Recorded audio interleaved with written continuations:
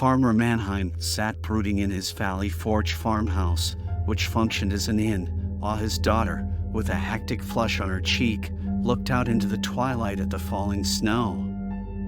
She was worn and ill with a fever brought on by exposure incurred that very day in a secret journey to the American camp, made to warn her lover of another attempt on the life of General George Washington, who must pass her father's house on his return from a distant settlement.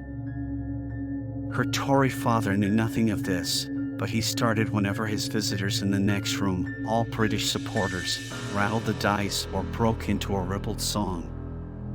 A frown of apprehension crossed his face as American soldiers crunched by, half barefoot, through the snow. The hours went on, and the noise in the main room increased, but it hushed suddenly when a knock sounded at the door. The Tory opened it, and trembled as a tall, grave man, with the figure of an athlete, stepped into the firelight and calmly removed his gloves. "I have been riding far," said he. "Can you give me some food and the chance to sleep for an hour, until the snowstorm clears up?" Mannheim agreed and let the general into a private parlor. Shuffling into the main dining room, he nodded to the assembled Tories and whispered, "Washington." Then he sent his daughter to get refreshments for the guest. As she served him, the daughter tried to signal a warning to the American general, but her efforts were in vain, for her father was never out of sight or hearing. When Washington had finished his modest repast, he asked to be left to himself for a while, and the daughter was told to conduct him to the room on the left of the landing on the next floor.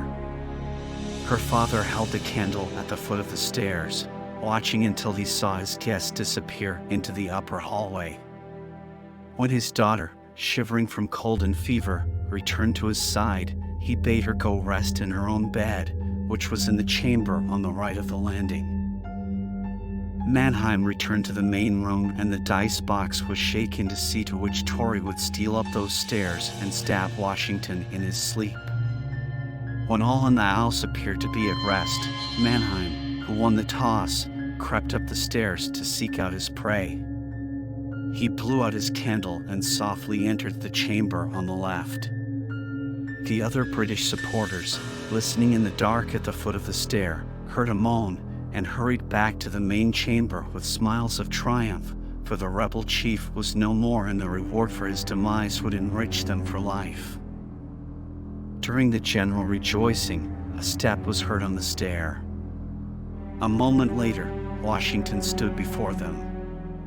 In calm, deep tones he thanked the farmer for his shelter, and asked that his horse be brought to the door and his reckoning be made out. The Tory stared at him as one bereft. Then he rushed aloft, flung open the door of the room on the left, and gazed at the face that rests on the pillow dabbled with red. The face was that of his daughter. The candle fell from his hand, and he sank to the floor in despair. Outside the window, he heard the tramp of a horse as General Washington rode away, ignorant of the peril he had passed and the sacrifice that averted it.